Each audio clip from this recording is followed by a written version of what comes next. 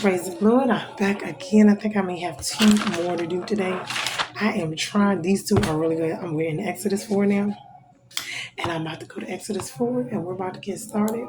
And then I have one more. Ooh, that one is going to be so good. Y'all are going to end. It's really, really good. But anyway. Okay. So now where was my commentary on this one? Okay, let me see. This one is Exodus 4. And so this is where Moses is, let me see. I'm going to read the key points and then I'm going to get into it, okay? Because I don't need to read I'm not going to read the whole thing. This is Exodus 4. Moses is already on the scene. So this is what is going on. Then Moses answered and said, but behold, they will not believe me or listen to my voice, for they will say that the Lord did not appear to you. The Lord said to him, what is that in your hand? He said, a staff. And he said, then throw it on the ground. So he threw it on the ground and it became a serpent. And Moses ran from it. But the Lord said to Moses, put out your hand and catch it by the tail. So he put out his hand, he caught it by the tail, and it became a staff again in his hand.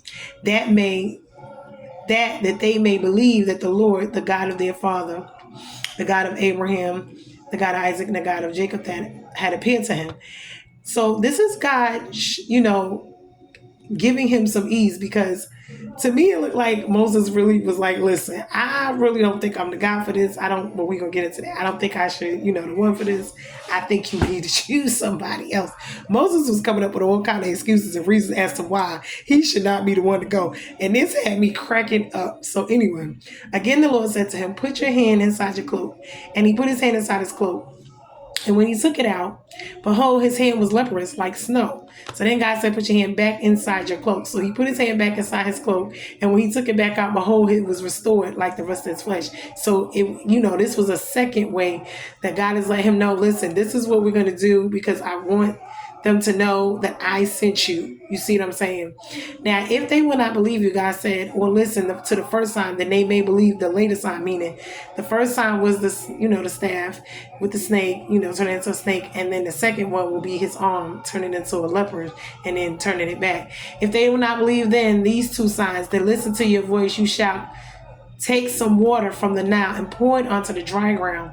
And the water that you shall take from the Nile, when you pour it on the ground, will become blood on the dry ground. So this was 3 ways that God was going to, give to Moses to prove to them, to the Israelites, when he goes to them, as well as, I guess, to Pharaoh, to show them that God sent him. So isn't God so good that he would even take the time out? He went through great lengths to do this. Mind you, he's trying to rescue they buds out of Egypt, Egypt, and take them, to safety, which he's a good God. So now Moses tells him, but Lord, I'm not eloquent either in the past, or since you have spoken to your servant, but I'm slow of speech and of tongue. Then the Lord said to him, who has made man's mouth? Who makes him mute or deaf or seeing or blind?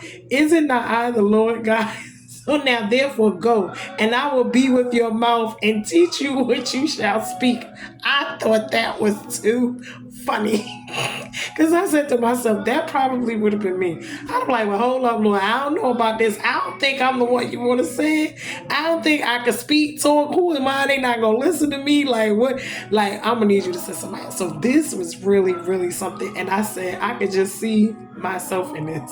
I don't know about nobody, because now this you getting me into a whole lot of stuff that I don't know if I'm ready to do. But God said, he said, oh my Lord, please send someone else. He finally got out of all the excuses and told him the truth. He didn't want to do it. Because dealing with stuff like this is a lot comes with it, and you already know. And unless you're ready to deal with it, so I guess Moses was like, listen, I was cool chilling here. I left there. I ain't in no rush to get back. I killed somebody. They would have thrown me in jail, probably killed me. He was like, I ain't fooling with them people. You trying to send me back to a place I ran from. So I get it, Moses. I get it. I'm feeling you. So then the anger of the Lord was kindled against Moses. And he said, so this is when we got to chill out and get it together. Because now God get mad. It ain't nothing to play with.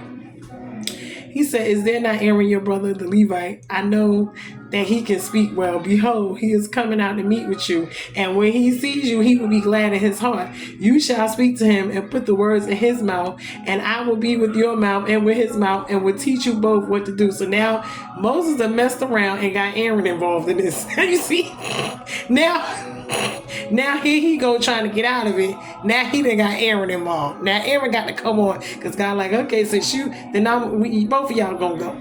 So now you and your brother. Oh Lord, see, could you just imagine? Now Aaron got caught up because Moses. So he shall speak for you to the people, and he shall be your mouth, and you shall be as God to him. And take in your hand this staff with which you shall do the signs. God said you ain't getting out of this. Don't worry about none of that. I got it all figured out. Whether you want to go or not, you go. So Moses went back to Jethro. His father-in-law said to him, please let me go back to my brothers in Egypt to see whether they are still alive. And Jethro said to Moses, go in peace.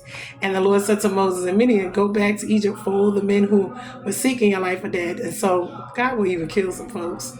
Like he would just take folks out, clear your path, ain't got time. Or I don't know what they was doing, but they was wicked. So Moses took his wife and his sons, and then they went on to ride on a donkey and go back to the land of Egypt. And Moses took the staff of God in his hand.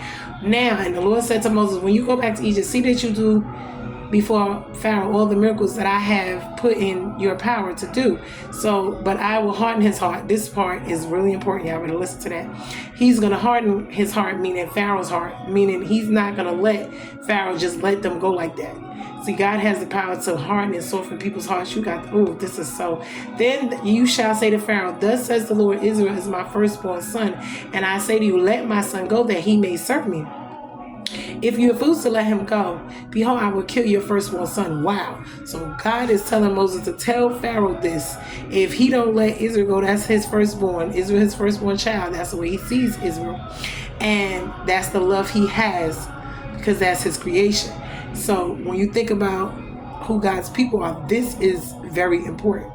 And at lodging place on the way, the Lord met him and sought to put him to death. Now this I had to look up. Give me a second. Then Zipporah took a flint and cut off her son's foreskin, touched Moses' feet with it, and said, surely you are a bridegroom of blood to me. So he let him alone. It was then that he said, a bridegroom of blood, because of the circumcision. Now I'm going to get to it. I had to look that up. So the Lord said to Aaron, go into the wilderness to meet Moses. So he went and met him at the mountain. God kissed him. And Moses and Aaron, the words to the Lord which he sent to him to speak, and all the signs that he had commanded him to do. So then Moses and Aaron went and gathered together all the elders of the people of Israel.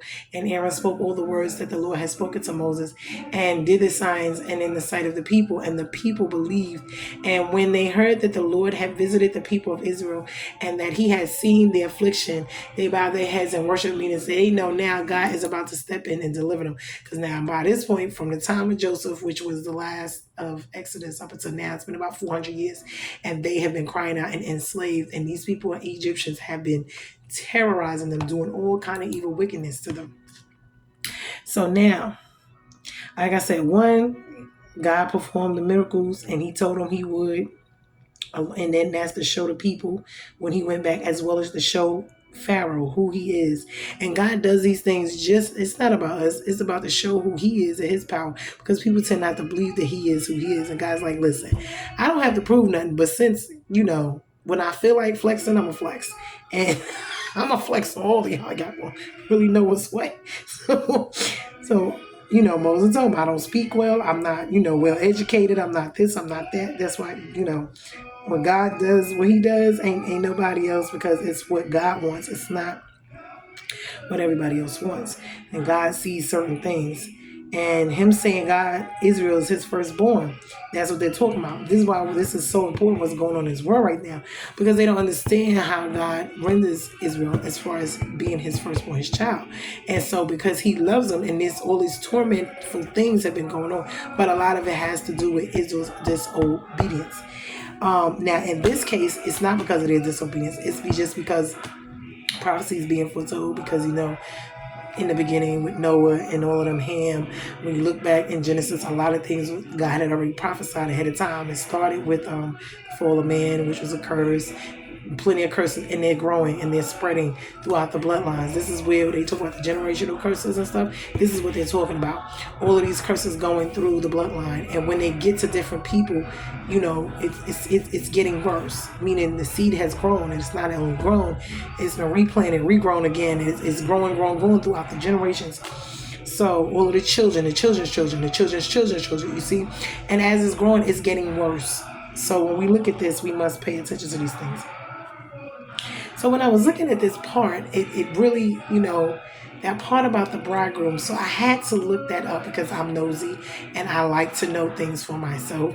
So when I look at what is the bridegroom of blood in Exodus 4:25, and it says, Moses' wife Zipporah calls Moses a bridegroom of blood because to understand the appellation of the circumstances leading up to Zipporah's use of it, we look at about 400 years. So Genesis ends with Joseph, right? Okay, so, okay.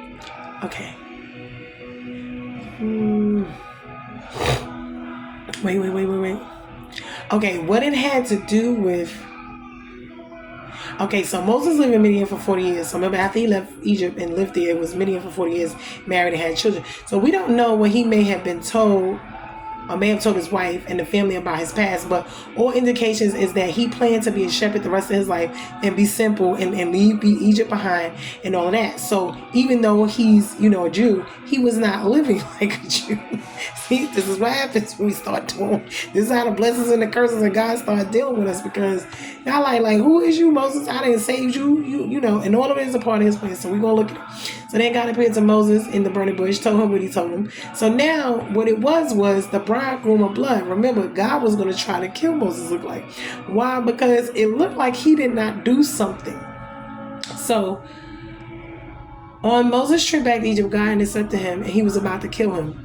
So Moses' wife Zipporah took a flint knife to cut off her son's foreskin, and touch Moses' feet with it. This is Exodus 4:24 to 4:25. Through 25. At that time, she says, surely you are a bridegroom of blood to me. Verse, the bridegroom of blood, meaning referring to circumcision. And after that, God relented in this way, meaning he didn't kill him. He turned his, So Zipporah saved her husband's life. Why? And she wasn't even, she wasn't even a Jew.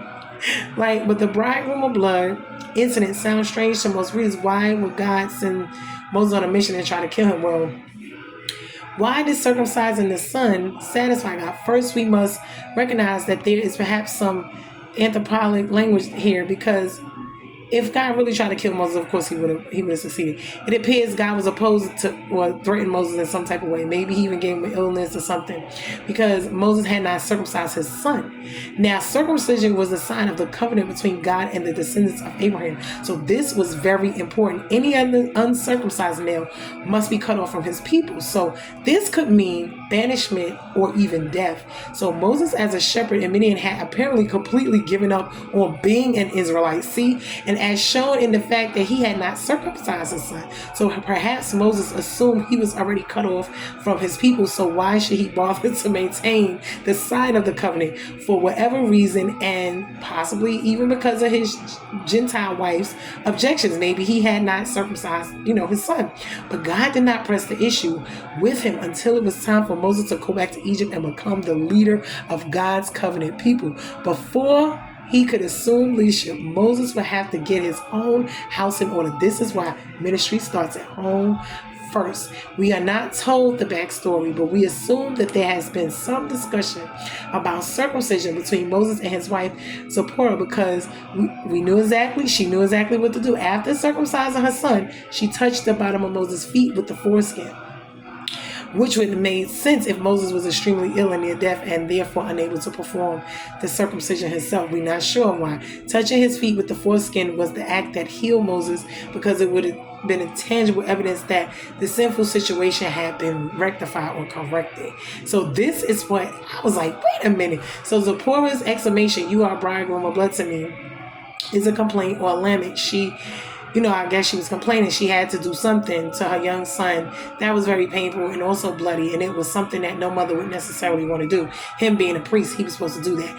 And she expressed her frustration. Remember, she's a Gentile, not a Jew, with the way that things had developed. Perhaps she even more so was angry with Moses because they had planned to live out their days in, plain life in Midian as shepherds and a mother. And instead, her family had been completely uprooted now to go on a journey that she never expected to take, messing around with Moses. See, additionally, she found herself doing something that she objected to, and she is angry at Moses about it and calls him a bridegroom of blood. In English, it may have paraphrased as a husband of horrors, a maid of misery, or groom or gore. This sentiment is, if I had not married you or met you, I would not have had to do this awful thing or go through these awful things without my son. So Zipporah is hardly mentioned after, again, and we watch God and he mentions and he don't mention. So we gotta, there's probably a reason why. Who knows what happened? But after the bridegroom, the blood incident, we do not know what her relationship with Moses was like, or if she truly accepted his God. Likewise, Moses' children are only mentioned once after this, and it is evident that they did not rise to leadership in Israel. Yeah, it looked like some stuff was going on. It is not even clear that Moses' family lived with him during the time he led Israel, and that this was not God's ideal, but God used Moses in spite of his family dynamic. While in the New Testament, the church leaders are supposed to have their own houses in order, including having faithful wives and their children. Wow. Because, 1 Timothy 3:1-12. The saying is trustworthy. If anyone aspires to the office of overseer, he desires a noble task. Therefore, an overseer must be above reproach, the husband of the wife, sober-minded, self-controlled, respectable, hospitable, able to teach, not a drunkard, not violent, but gentle, not quarrelsome, not a lover of money. He must manage his own household well with all dignity, keeping his children submissive. For if someone does not know how to manage his own household, how will he care for God's church? He must not be a recent convert, or he may become puffed up with conceit and fall into condemnation. All right, wow. Well, this explains a lot. This is why I left you in Crete, so that you might put what remain into order and appoint elders in every town as I directed you. If anyone is above reproach, the husband of the one wife and his children and our believers are not open to the charge of debauchery or insubordination. For an overseer as God's steward must be above reproach. He must not be, these are the things that God is telling us. So in our own houses, there's certain things that God requires. He's not going to put you in front of people if you're not doing what you're supposed to be doing. That's why your own life, your own house, your own ministry is first. And a lot of stuff, is not ideal, because a lot of stuff is what it is. Some things, either they have gone back too far, whatever. And, God may allow certain things to happen for whatever reasons. Sometimes I really believe that God allows certain things to happen because if these certain people were in your life, it wouldn't be any good to you, meaning they would do more harm than good. And that was one of the reasons that I thought about certain, families, the family dynamics and stuff, because I have a very strained one myself. So it's like, and I'm not quite sure I'm not the only one. There's a lot of us that, have a lot of stuff going on in our immediate families as well as in our, extended families, where there's a lot going on with that, meaning issues, curses, problems, disputes, and most families have them, including the body of Christ. We have them. We have them as well. But when we look at this, it is just so much. And I was like, dang. So, just in itself, Moses not doing what he's supposed to do, him not wanting to go do nothing, him not wanting to be a part of nothing, him wanting to run away, not be a Jew anymore, not uphold the Jewish standard. God like, nah, where you think you going, bro? Like, come on back on over here. Nah, nobody told you to go over there. Okay, you over there? Well, it's time to go back. You thought you was going to be there? Nah. See, God would drop a bomb in your whole life, ruin everything, tear up whole life situation. He will do it. Just tear your whole stuff up. But it's for your good and it's for his glory. And when he gets finished, he's going to work on you and get you right and get your life and your situation, get your mind, your life, get your mind right, and get it together to rebuild it back better. So with him involved, him in it, him in the foundation, and you seeing that that's what you need. So God is so good. Even when we run around here with our heads chopped off, doing what we want to do, thinking our own way, thinking our life going to be one way, and God say, nah, You ain't know before you was born. I had already, knew what I was gonna do with you. So while you thought you was over there doing what you want to do, I'm gonna let you have your way for a minute, and then I'm gonna run you on back over here. Where you thought you was going? You're not God in your life. I am. So look, ain't even no conversation. Whether you want to do it, whether you like it, you don't. You're going to do it. That's it. And it's just straightforward. I was like, man, because if you don't, you gotta look at Jonah going to Nineveh. Child, Jonah went through some things not wanting to go to Nineveh. I was like, okay, Jonah, you still gonna go, but all right, we gonna do this the easy way and the hard way. You want to go get synced on the boat, get into the belly of a fish, and you still gonna get spit out right where I told you to go in Nineveh. You should have just went on your own, be hard-headed. I ain't like y'all guys. I'm just saying. So when we look at all of these situations, I mean, I'm like, Moses denied. Moses like, I ain't even feeling all this. And sometimes it's like that because we know the crushing. We know when certain things is happening and we got to go through certain things. Like this ain't gonna be no easy situation. Like Lord, seriously, no, and you serious? This is what you really want me to do? Like stop playing. Come on now, for real. Like why? But why me though? Why I got to do it? All these other people, they smarter than me, got more money than me, more educated, look better. All why you want little old raggedy old me? Like what is that all about? God pick and choose and do what he want to do when he get ready. So, hey, and can't nobody stop him. He like, who want to check me, boo? Who want to check me? I'm going to let y'all go on this one because I'm going to get to this next one. And it's a really, really good one. I've been doing laundry. I've been eating. I've been doing other things in between these because I'm trying to get them out. But I think I got one more for tonight that I wanted to do. And I had to do a lot of research for this. So this one is going to be probably long and it's going to be good. But it's just some stuff I've been asking God about. I'm like, I be questioning. I be being nosy. And then God be like, all right. I'm like, Lord, I'm going to start looking. You going to give me some answers? I start looking up some stuff and he just started showing me the way. So love you guys. I hope that this is blessing somebody. Please like, share, subscribe. Check out my videos from when I first started because I do have my testimony in the beginning. A little bit about myself, my background, where I came from, how I ended up here doing this because this was not something I planned. I would like to live like Moses, a nice, quiet, peaceful life somewhere in Midian where nobody is there, not in the limelight. Blessed, quiet, assuredness. Yes, that's the way I would have, simple, nothing major, nothing all that great, a little job, a little place, a little car, simple stuff. I ain't got to be with the extra rah-rah. No, just get me a hammock, some lemonade, iced tea, the lawn apartment, just kind of shit. Nah, God said nah. Nope, because I would rather be in the back. I would rather be in the corner way in the back. I would rather people not know me. I would rather be able to walk down the street, not be noticed, because that's just me. I just never been the one to want to be in front, want to be the limelight. I'm always somewhere by myself, minding my business. I always say, I'll be in the corner somewhere, minding my business. Everywhere I go, I'll be in the corner somewhere, minding my business. Like, just leaving people alone. I can say, hey, you can see me, but I'm just way in the back. Like, everybody else up front, I'm sitting there like, okay, and I'm just, just living my life. Like, ain't bothering nobody. Just minding my little business, the business that pays me. And it just feel like it just be crazy because I'd be like, well, Zach, I can't even do that in peace. Like, why though? Why am I such a bother? I'm just over here in my blessed quiet assuredness. Ain't bothering nobody. So, but God said, I don't think he want me to be somewhere quiet and being by myself. I don't know why. I be like, Lord, but why? I don't like people like that. I don't like dealing with people like that. I love them, but I don't like them. I don't like dealing with them like that. I'd rather be over here by myself, chilling. I can read my Bible. I can go to church. I can praise you right here in my house. Go to church, do whatever. But why I got to do this extra? But see, I can't do that because Moses almost got jacked up. So I'm trying not to get jacked up, y'all. See, I'm trying not to get jacked up.